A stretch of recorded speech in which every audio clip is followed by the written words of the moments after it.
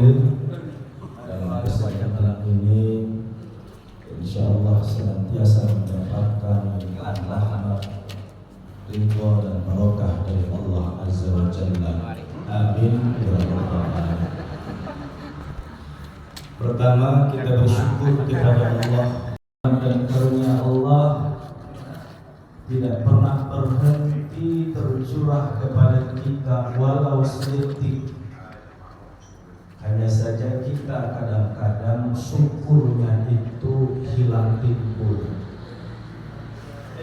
Tetapi sekalipun hamba-hambanya kufur terhadap apa yang Allah berikan, karena iman tidak mungkin dapat tidak aman. Bapak Ibu, kalau ada suara udal, itu sebabnya Bapak Ibu, ketika Allah menguji hamba-hambanya dengan berbagai macam bentuk ujian, ujian pertama yang disebutkan adalah ujian lawan dari nikmat rasa aman. Lawan dari nikmat rasa aman itu apa? Takut. Kalau orang merasa tidak aman, pasti dia merasa takut.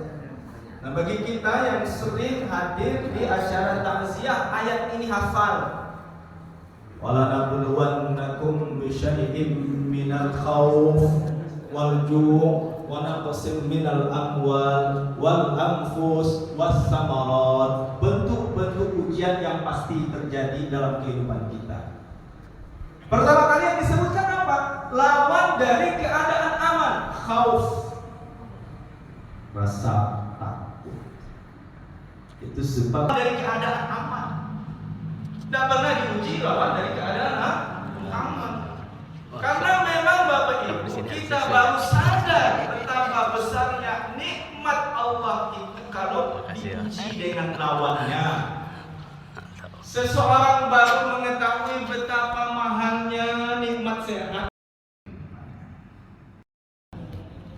12 ribuan luka-luka. Rumah hancur tidak terhitung lagi.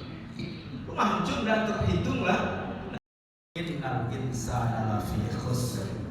Demi masa sesungguhnya manusia itu banyak yang ada dalam kerugian. Kenapa? Seluruh waktu, sebagian besar waktu yang Allah berikan kepadanya semasa hidup, ketika nanti diperiksa, nilai ibadahnya itu hanya sepersekian dari waktu keseluruhan.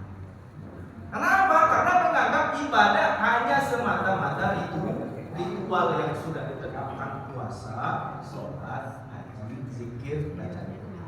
Yang lain bagi waktu keseluruhan.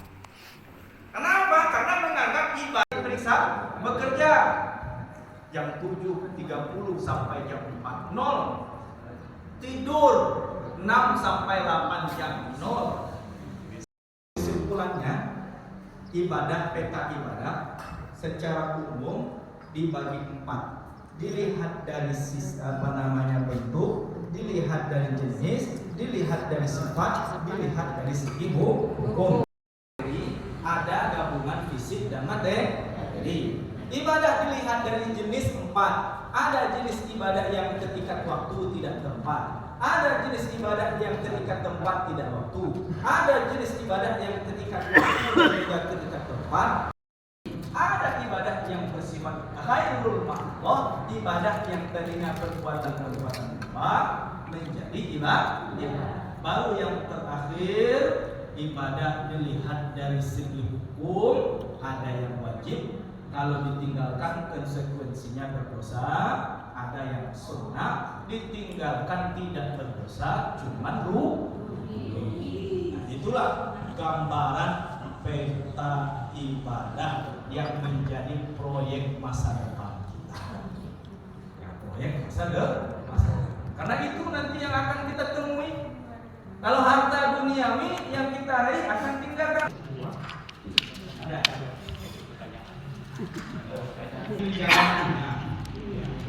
Masalah. Yang kita semakin sering kita beribadah, semakin kecil kita. Insyaallah. Iya.